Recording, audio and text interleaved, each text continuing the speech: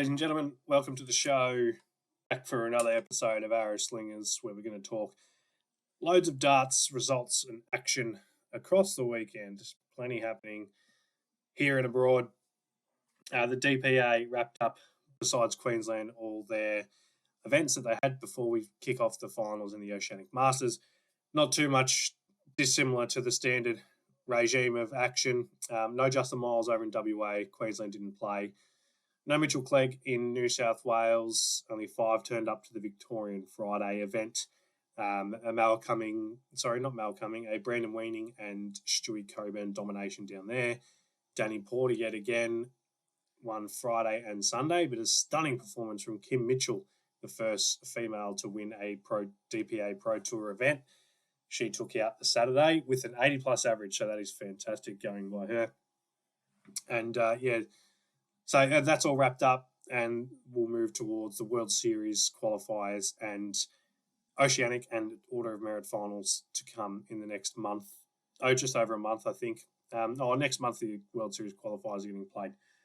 The Premier League wrapped up. Michael Van Gerwen taking out his 6th Premier League title, and the World Series event was done and dusted, so that's fantastic there. So before we start talking about the World Series event, which was the Dutch Darts Masters, or one of those two, the Nordic Darts Masters. Let's roll the clip.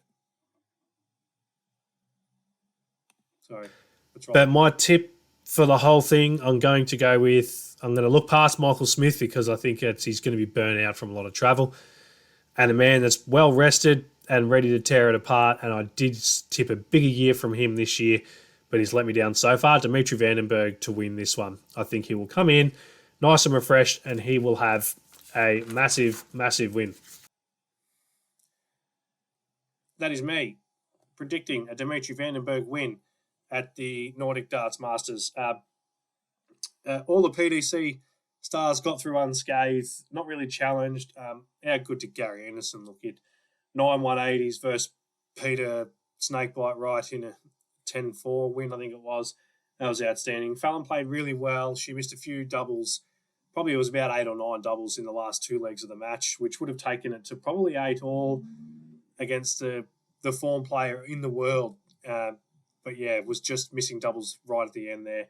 But got her treble 20 work going back, because that's what she's known for well and truly, is her triple 20 hitting when she's on song. She nails that triple 20 non-stop and looked really good and finishes well, hits double 18, leaves double 18 well. So that was her getting somewhere near her best. It was just unfortunate she was playing Michael Smith. She could have pushed him, as I said, all the way. She could have got, if you count those 2 last legs where she missed multiple darts, she wins those, it's 8-8, and who knows what happens from there. From what happened there at the Nordic Darts Masters, we can revisit a couple of topics, and probably for the last time until it rears its ugly head yet again. So Fallon Sherrick, Stuart Pike sums up what I've been saying a little bit of lately. He summed it up in his commentary of the jealousy factor. So a lot of the people complaining are slightly older, had their chance with a PDC Tour card, or had their chance to be pro dart players, or even okay amateur dart players, and they think they can do better than what she's been doing. There's a few half-decent players that are staying relevant by doing some pundit work here and there. Trying to be pundits, it's hard to say that's the word, but they're trying to be experts and knowledgeable and get some traction that way. Hopefully boost, if it doesn't boost their career, they have some way of trying to boost their money. What you have to do in this industry and in this sort of space where you're in the media, you're talking lots and looking into players and tournaments and all that, you've got to do research. That's the most important thing here, is to do your research. So lots of people had tipped Fallon to lose, and it wouldn't have mattered who she drew. They would have tipped her to lose. Now, I said last week that there would be no surprises, that Labanauskas and Razma were an outside chance. That was before the draw came out, but it initially tipped 8-0 to the PDC Superstars. And that's the way it went. It went 8-0. So when you do your research, you look at both sides. You can't just look at Fallon and say, she would play poo, and that's the end of that, because it makes you look like you're just hunting this one person. She was never going to throw a 70 average again. That'd be like me throwing a low 40s now. That doesn't happen to me off ever nowadays. And if I did it once, I guarantee you I'm bouncing back and I'm not going to hit that 40 mark again for a long time. There's no way she was ever going to throw that poorly again. Now, she got flogged by a low 80s average, averaging 70 last week. As I said, not going to happen again. There is an opponent. She is playing somebody. You cannot just say she's going to lose solely based on what she does. Whoever she's playing has to beat her. Now, if anyone had have looked into who she was playing and her opponent, it is Darius Labanauskas. Now, I did say he was a chance, which because he is a chance if he can completely turn it on. But if I had seen the draw and saw that he was playing Fallon, there's no way you tip against Fallon there. She's going to bounce back. She may not bounce back to 110 average, but she's going to bounce back. Darius Labanauskas this year is 13 wins, 19 losses. Since April, his 2 wins, 7 losses. Those 2 wins are against Damien Mol, I think his name is. Never heard of him. And I don't even know this guy's first name. He's from the Netherlands, Jay van der Winkel. So they're 2 guys that we have never really heard much about. They're Darius Labanauskas' victories in the last. So April is 2 months ago, and as I said, he's 2-7 in that time, and he didn't really do much at the UK Open. Had a bad Worlds. He threw a 9 data, but also lost that first game that he played. So you don't want to come across as a hater through jealousy or some other factor, because it just looks shocking. And as I said, when you're only looking at one side of the argument, you're saying Fallon doesn't deserve a card, doesn't deserve this, doesn't deserve that. We talked about the World Series and what it is. But just predict her losses, or anyone's losses for that matter, without looking at who that person is playing. It just makes you look bad. So for anyone that just said Fallon will lose, Fallon will lose, Fallon will lose, you got egg on your face, and you got to do your research. Simple as that. Research. I would have told you. I told you Dimitri would win, and he did. And I would have told you that Fallon will bounce back and that Labanauskas wasn't playing well. But it is what it is. I mean, have your favourites. I do. Gaz, Chizzy, Dimitri Vandenberg, any Australian. But you've got to show respect to the people that they're playing. As I said, you've got to do your research. You've got to check who's playing well, respect them when they are playing well. And Fallon has played well on the big stage over and over and over. And she keeps showing up and keeps doing it. Don't get me wrong, she started off slowly against Labanauskas. I think it was a 27 dart leg that she won in, not lost in 27. She won in 27. And then she went on a tear and probably averaged 100 for the rest of the match. So that's it. As I said, you've got to do your research. You've got to look at both sides of the argument. You cannot just go, she will lose because I don't like her and I wish I had a tour card. I think people will probably pick up on who it is and what we're talking about. The other topic to come out of it that I think, and we've visited before, we keep visiting again until something's said, something's done. Sensational Dimitri Vandenberg. Averaged 98 basically the whole way through. He beat Benjamin Drew Roos 6-0. Beat Gerwyn Price 10-5 with a 95 average, I think. Beat Bully Boy 11-4. And this is the Michael Smith who is dominating the world of darts at the moment. And beat Gary Anderson 11-5 in the final. And Gary Anderson played really, really well. He was really good all weekend. The grouping of his darts was fantastic. Just everything he did smelt champion. But he is a star, Dimitri Vandenberg. I tipped him at the start of the year. He was in my list that I had, the 3 groups list that we spoke about of now, soon, and going to be world number 1s, that is. So there's the current, upcoming, and future. And he was in the next lot. He's in that next bracket, and I think he's right there. And he proved that. He's starting to really perform on the floor tournaments. I think he's made a final 1 week and did pretty well at 1 or 2 of the Euro Tours. And that's the Players' Championships that he made the final of. But to turn up out of nowhere, not out of nowhere, but he hasn't been doing too much big TV events because there haven't been many. And to win like that is absolutely sensational. So the topic, as I said, for discussion out of that is back to the Premier League format. We'll have a talk about the Premier League in a minute. How does that relate, you're going to ask? all the same players week in, week out. That's the main issue people had, is you got sick of seeing Gary Anderson versus Peter Wright, or you got sick of seeing James Wade, Michael Van Gerwen, or Johnny Clayton, Michael Van Gerwen. As much as you never really get sick of that, it was the same games every single week. And then they've gone and they've taken all those same players. I think the first week was all 7 Premier League players besides Joe Cullen, and Fallon Sherrick was in. This week, you had Fallon Sherrick and Dimitri Vandenberg, who weren't part of it, but what a freshen up it was. That's one of the other reasons there was big expectation on Fallon, is because she was someone new that had come in. We'd all been watching Joe Cullen, Gary Anderson, Gern Price, James Wade, all those guys. We've been watching them for the last 16 weeks. It's good to have someone fresh come in. So it was fantastic for her to play this week as well and do well. And to have Dimitri Vandenberg then come in, it was just outstanding to watch someone come up and play really well, because you forget for a while that talent is, unless you're watching every tournament that's on, so the Euro Tours, which can be hard for us to catch down here in Australia, the Players' Championships, which once again can be hard for us here in Australia to catch. If you're not watching all of them, then you're not seeing anything other than what the PDC show us, which is those 8 stars. As much as they're stars, it's all we're seeing. So absolutely sensational to have those guys. So the US Darts Masters, it kind of felt just like another Premier League night. The only talking point was the Fallon Sherrick loss. And yeah, Dimitri coming into this one, the Nordic Darts Masters, just gave it a real freshen up. Kind of like my haircut. Freshened me up, got me looking snaz. Dimitri Vandenberg did that for me over the weekend, and I was frothing when I saw him winning and playing well. The timing of the Premier League, I get it. After the Masters, the UK Open, it's the only big one before the match play in July. The World Cup is awesome, but it's not a major because it's filled with a lot of qualifiers. You only got England have got some really gun players. We only see 2 of them. Scotland, we're not even seeing Gary Anderson this year.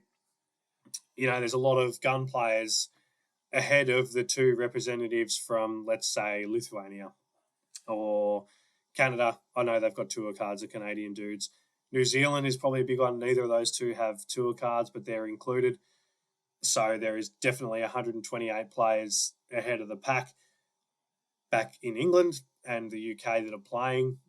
So you do see a lot of, you get to see a lot, but it's not that standard isn't quite there. I mean, we're going to talk about the World Cup later as well. So what do we got? You got to fill that time with something, and the Premier League is what they do. It does get exciting, like now that we're ready for the match play and the World Cup. But what I'm getting at is having that Premier League has to fill that gap. They just got to get it right. They've just got to find the right formula, the right format. I mean, I can give you 4 or 5 different ideas off the top of my head. So the Challenger night sort of works, but sort of doesn't as well, because those players are never going to make the finals if they don't win enough. The big one, I think, is extend the field, and then you have maybe a top 8 out of, you have 16 players, you have a top 8, you can split the night. You can't split the night. We've already discussed why you can't split the night. Well, it doesn't matter if you've got 8 games, just stop having so much time on. There was 6 games, 1, 2, 3, 4, 5, 6, 7. There were 7 games being played every night anyway, so you can fit 16 players in. Then you prepare for a top 8, top 6 are through, and then 7 to 10 are playing off for a wild card spot. That's another thing you could do. You could easily have the system that they operate for most of the American stuff. You can have 2 sides of the draw. They all play each other, but there's 2 different ladders. Conference style, then you have conference playoffs. Whenever each conference plays up there's something like that. I mean, that's not a great idea, but it's an idea to freshen it up. I don't know how many ideas that was, but we'll leave it there. As I said, there's a million different things you can do to try and get it going. But I don't think having the same 8 dudes play a tournament every week is that idea. It was a great initiative initially. We didn't see that excitement that was supposed to bring where every match mattered. Gary Anderson was ready for it to be done. Gerwin Price was ready for it to be done. They didn't care about the extra 10 grand. They'd rather have gone home. So yeah, a lot of work to be done. But MVG, he won it. 6th time he's won. Joe Cullen had 1 darts at double 16 to win. What was it, 2 or 3 weeks ago? He couldn't miss double 16. He was absolutely magic on it. Unfortunately, it just deserted him at the wrong time. Joe demolished Johnny Clayton 10-4. He was 6-0 up. Joe Cullen. Johnny got it back to about 6-2. Just wasn't himself. Joe hit 11 180s. Sorry, here come the odds. 11 180s in that one. So in 14 legs of darts, he's hit 11 180s. That's almost won a leg, and you're doing pretty bloody well if you're doing that. MVG was just too good for James Wade. Finished well after a slow start. The final was a tight contest. 99 average for both. Joe was 50% on his doubles, which is an outstanding number. Michael Van Gerwen was 47%. 5 180s to MVG, just 3 to Joe, so definitely wasn't as prolific with the 180s, so that could have really helped him after he hit those 11 against Johnny Clayton. In the last leg decider was a 13-dart break of throw, MVG style, to take out the win. And you saw the emotions on his face through. It was the first dart in the board that he got.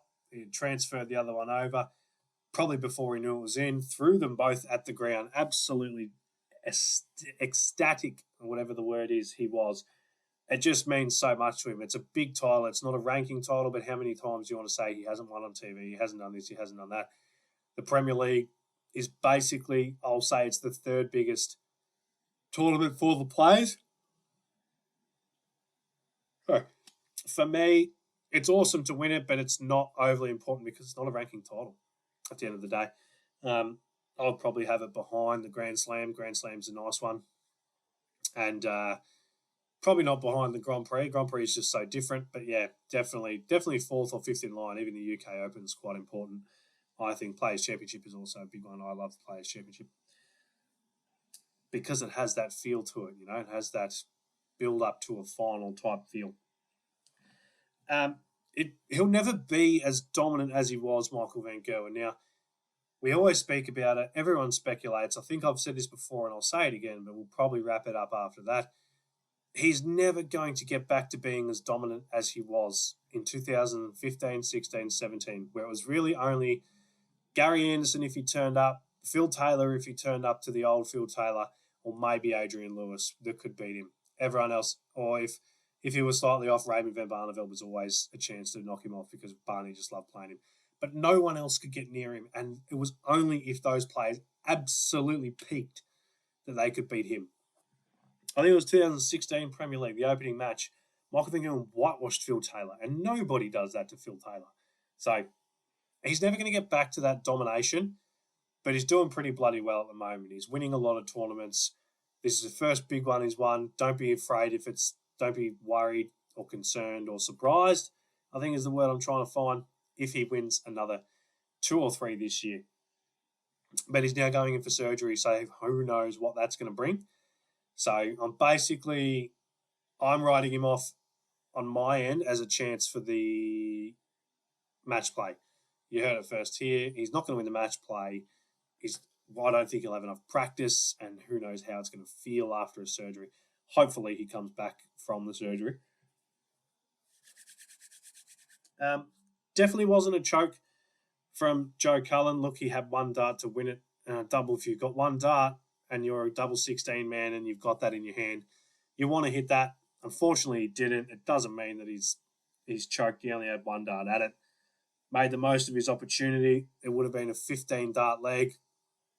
As I said, coming in as a debutant, he's done really well. A lot of debutants have done well lately, but for most of the Premier League, I thought he didn't look very good. He was not playing overly well. He had 2 good nights. One of them he won without playing particularly well. MVG was definitely playing better that night, but Joe Cullen got it done. But came home with a wet sail and took care of Johnny Clayton. That scoring that he had was fantastic. So, look out for Joe for the rest of the year. I think at the big tournaments, he's really going to step up. He showed that he can do it on the big stage in the Premier League, so now he can just take that and roll with it. Nothing's going to be as big as that. No, it will be the World final, and maybe the semi and quarters, and the match play semis and final would be just as big. But the rest of it is pretty much, that's the biggest crowd you get. That's the most tension and atmospheric situations you get. Right, so we've just spoken about it before. We've spoken about it last week. We've spoken about it quite a bit. The format needs work. I think they'll work on it. Maybe they'll try this system for another year. I don't know how many people go to the darts. The crowd numbers are going to stay the same because people go there to have a good time and get pissed. It'll be about the spectators watching at home and how many people continue to tune in there, not how many people go to the darts.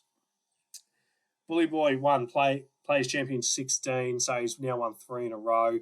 So it's 2 or 3 Euro Tours, a Premier League night win, a UK Open semi-final, and a UK Open final, and I think a Masters semi-final. So Michael Smith is starting to look like an absolute beast of darts at the moment, as I said, which makes Fallon Sherrick's performance even better. Cracking final versus Dirk van Duijvenbode, 8-6 Bully Boy, 107 average to Dirk van Duijvenbode, 105 to Bully Boy. Dirk van Duijvenbode starting to hit his straps. That's a couple of finals now, and he's generally in the quarterfinals at least. So excellent stuff there. Josh Rock made a semi, and so did Keen Barry. So those two young superstars getting it done. Damon Hedder lost to Christoph Ratajski in the last 16. 6-1 with a 90 average. She had a 106 average in the previous round. I think he kicked off with a 104 and then had a 90 against Jamie Hughes. So bit of an up and down day for Damo. Simon Whitlock, he got one win on the board. Shouldn't take these off for a second. He got one win on the board. 97 average in a 6-3 win over Ian White. And he really looked amazing, did Simon. His grouping was phenomenal, absolutely phenomenal. He had 6 180s in a 9-leg match. Just looked absolutely outstanding. That average could have been 110 plus easy. He did miss a lot of darts at double, but yeah, when he gets that first dart in and then the other two are right in there, that's what you want to see from the Wizard. You know he's starting to hit form. Gordon Mathers lost first round, so that's unfortunate for him, but it is what it is. I think there may be another Players' Championship on tonight or last night. Not 100% sure. I think it might be tonight, but we'll get to that when we need to. But now, we're going to look at the World Cup. We're going to have a look at the World Cup. We're going to do a preview. I almost just said the exact same thing for no reason without any reason. Man, I'm struggling at the moment, aren't I? Right, so let's have a look at the seeded teams. Right, England are playing Czech Republic first up. England is Michael Smith and James Wade. So they are seeded number 1, which the seeds are interesting. I'm pretty sure they work based on how high your two players are ranked. I think that would be why Scotland is ranked seeded 8th, because John Henderson is about 50th, probably 60-something in the world. But you've got Michael Smith and James Wade, so number 4 and 5 in the world. They're in the same quarter as Scotland, so that'll be interesting. So Bully Boy is the form player in darts at the moment.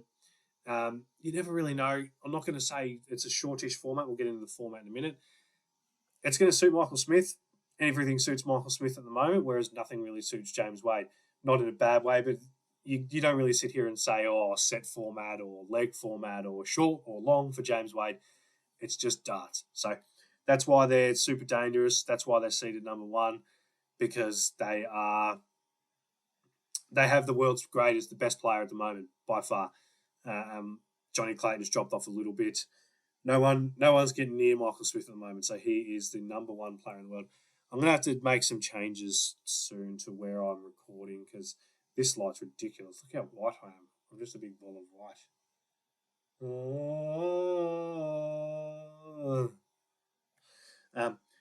Number 2. Seeded number 2, Wales. Right, so you've got Johnny Clayton, Gerwyn Price. Gerwyn Price, I don't think was going to play in it, but then decided he wanted to help Johnny try and get another World Cup. They are playing the Philippines. They are in the same quarter as Germany.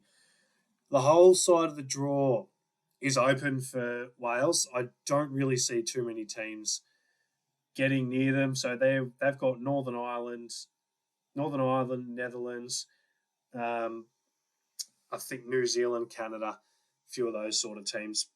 So I don't think many are getting near Wales. We'll talk about Netherlands in a moment. Yeah, I think it's them getting through basically. They'll knock over the Philippines. They'll easily take care of Germany, even though it's in Germany. Yeah, so Wales to get through. Right, seeded number 3, Danny Noppert and Dirk van Duijvenbode for the Netherlands. So this is strange territory for the Netherlands. This will be the first time without either Michael van Gerwen or Raymond van Barneveld. They're playing Brazil first up, so they'll take care of them. They will be nervous, so I don't know. It's not 100%. If there's an upset brewing, it's that one. Because I think Brazil have Diego Portela, who is a decent chucker of a dart and has been pretty high in the world. I think he has been up in that top 48 or somewhere around there. Not too sure. What we can do is we might as well just, while we're talking, I will bring that up.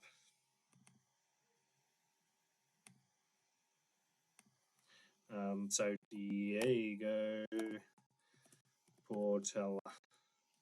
And where were we? Yep. So they're playing Brazil. They are in the same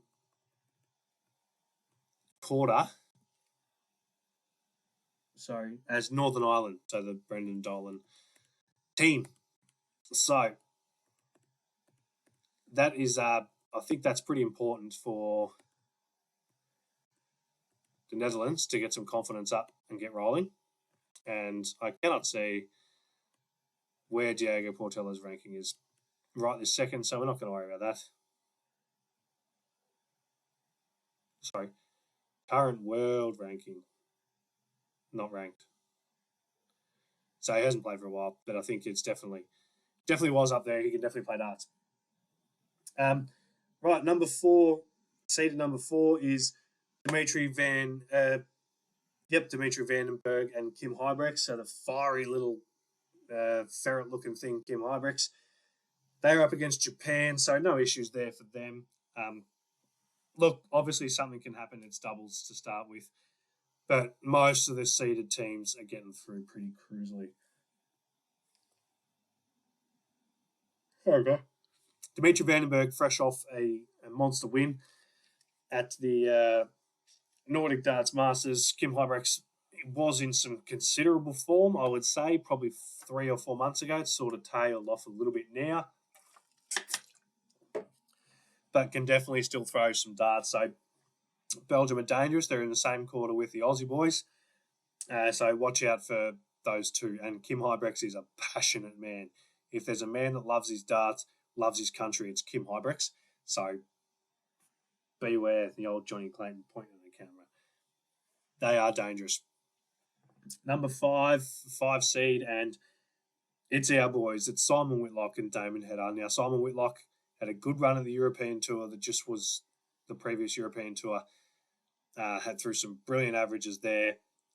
He lost second round, I think, of the last Players' Championship. I cannot remember who he played, but he did have a great performance against Ian White. That was outstanding. As I said, it would have been 110 plus average if he had a double to slightly better. But he's starting to hit form. His grouping is on, and you can tell he's just a man that wants to go and play for Australia. He's one of, I think, if I'm not mistaken, what I saw is there is 4 or 5 players that have played in every single World Cup. Simon Whitlock's one of them. If from the top of my head, without looking properly, I would say it's probably Brendan Dolan for Northern Ireland would be number 2. Maybe Paul Lim would be another because he's still in there. And England, no. Wales, no. Belgium, no. Oh, Belgium, it could be Kim Huybrechts, but I'm not 100% sure. Or there's someone from like Sweden or something like that I'm not seeing. But yeah, Simon Whitlock in form, looking $1 million. So we have in one player we've got the longest serving World Cupian, and he's never won it, so it will be fantastic if he can do that. On the other hand, we have the number 1 ranked average and the highest checkout percentage of anyone for the year that is competing at the World Cup. So that's a higher average than Michael Smith and Dirk Van Dijvenbode, higher finishing percentages than Johnny Clayton, than James Wade, than Dimitri Vandenberg, than Daryl Gurney, whoever you want to name. Damien Header is leading them. So we have one of the form players of the world, along with England, who definitely have the form player. Australia have also got one of the form players. Excuse me again. Now, we have to play Lithuania, who, let me see if I can quickly bring up. Oh, no, not like that. Sorry, guys. We'll get there eventually.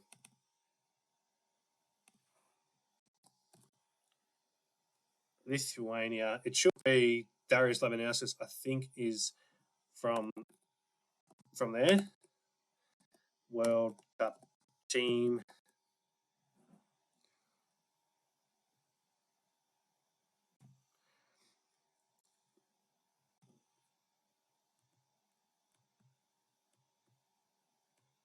It actually hasn't got that there. We'll get there eventually. It should be Darius Lebanauskis and someone else. But we'll move on until we get to that. They're in the same quarter with Belgium. So, as I said, that is very much a danger scenario. I'm not sure quite how that'll go, but it'll be interesting to see. Sorry, I'm getting there, guys. I'm still trying to find the teams for Lithuania. I can't even pronounce that at the moment.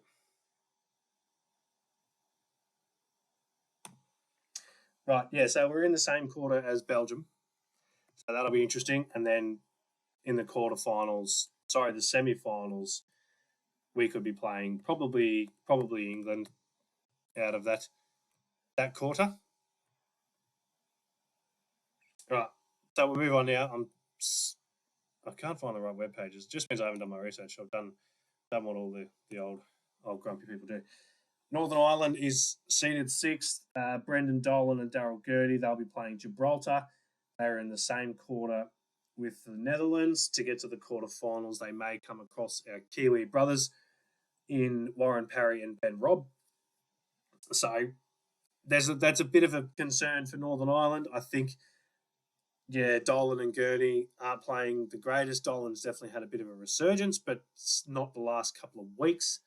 And Daryl Gurney, who got himself up to as high as number 5 or 6, I think, is definitely sliding and is going to want to get out of there.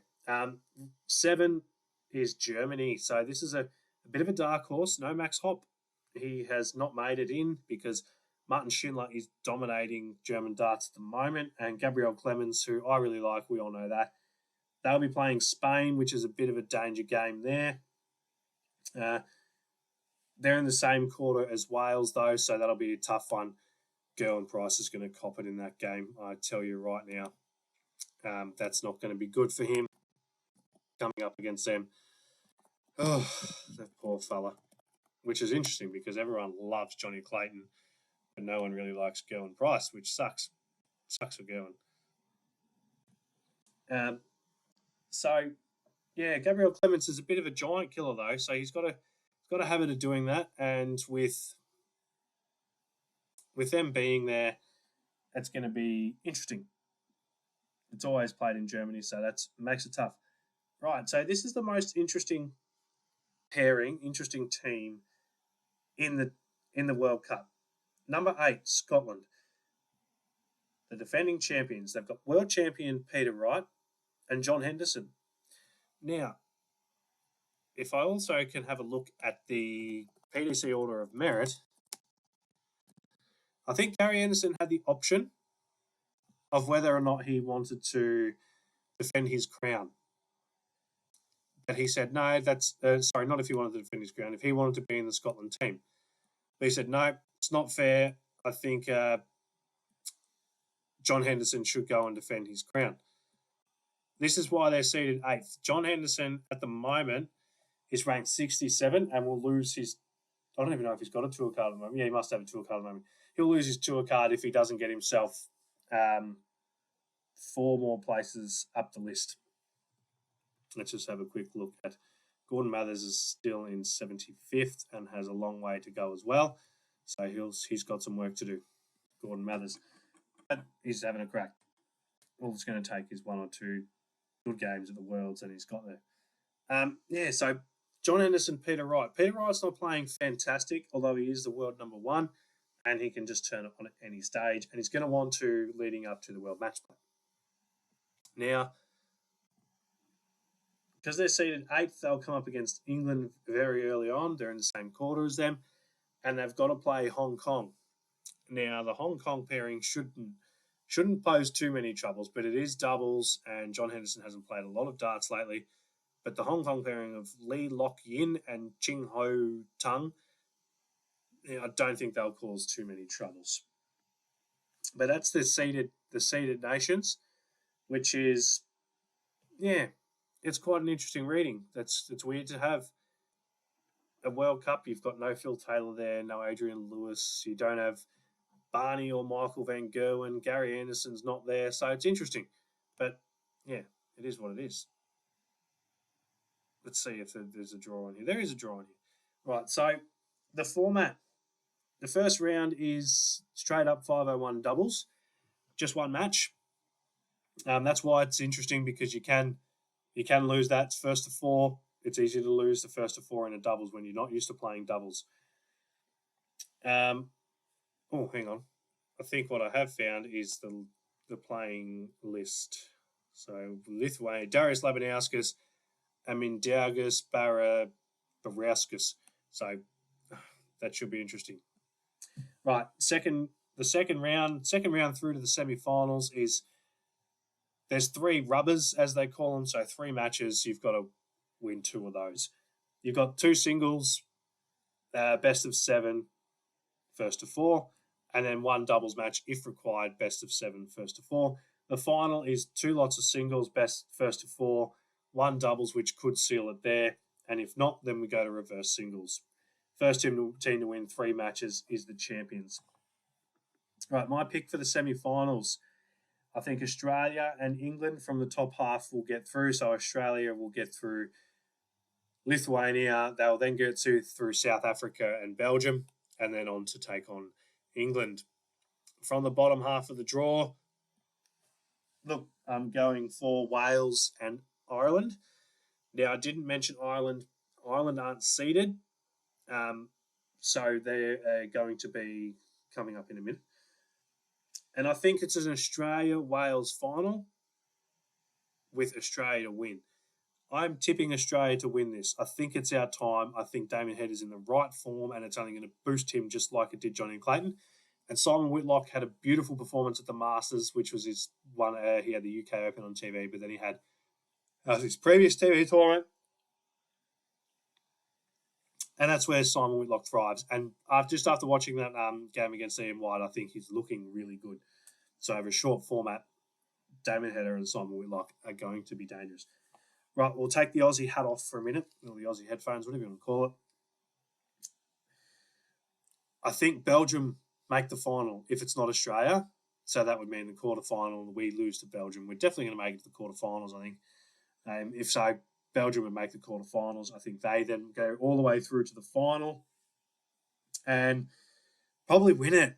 I just think Wales, as much as they're the number 2 seed, their half of the draw is super open. I think Gerwyn Price is just not quite in the right headspace at the moment. And I think that Belgium will do it. Probably get under his skin a little bit, Kimmy Hybrex. Right, so the surprise packets. I think Ireland aren't seeded. They'll be pretty good. They got Willie O'Connor and Steve Lennon. They're both gun players. They've both played a lot of darts, and I think they are going to. So they will play Canada, who a lot of people are speaking about Canada as potential chances, but once again, a bit of research needs to be done there. So Matt Campbell has made 1 final on the floor. I think Jeff Smith may have made 1. But other than that, they haven't done a huge amount. They had bad times at the US Darts Masters. So Jeff Smith, he couldn't keep up with Wadey's scoring hardly, and Wadey didn't score well at all, and then just got out finished. And Matt Campbell, Gary Anderson didn't play well at all, but Matt Campbell didn't play much better. So looking at this, Ireland will beat Canada, and then I think they'll take care of the Netherlands, if Netherlands even get past Brazil. And then the bottom half is so open: Northern Ireland, Gibraltar, New Zealand, or Switzerland. That's easy going, easy pickings for the Ireland boys. Ireland, not Ireland. And so disappointments, I think you're looking at Netherlands. They've never played this format or scenario before, so that's going to be interesting for them to come along and try and take that on and take that challenge. Yeah, so it's going to be hard work for Dirk and Danny. We'll see what happens. And Northern Ireland, I think I'm always tipping Daryl Gurney to be a bit of a disappointment. But when the guy was ranked 4th or 5th in the world, I think, and is now just sliding and never turning up the way we know he can, it's always disappointing. As a lot of people talking about Canada, but I just don't see them doing too much. As their first up opponents is Ireland, who is their players are ranked for 36th. I think Willie O'Connor and Steve Lennon 46th. So a pretty good pairing there. But Aussie, oi, oi, oi, here we come, World Cup. We will be the World Cup of Darts champions for this year. I'll be looking forward to playing that little section of clip next week when we have the title. And then it's all eyes towards the World Match Play. So can't wait for that. Get excited. I hope you're watching the World Cup. If you are, hit me up, message on Facebook, email. I think I'm on Insta as well. Do whatever you need to do, but hit me up and we will chat about the World Cup because it's going to be exciting. Until next week,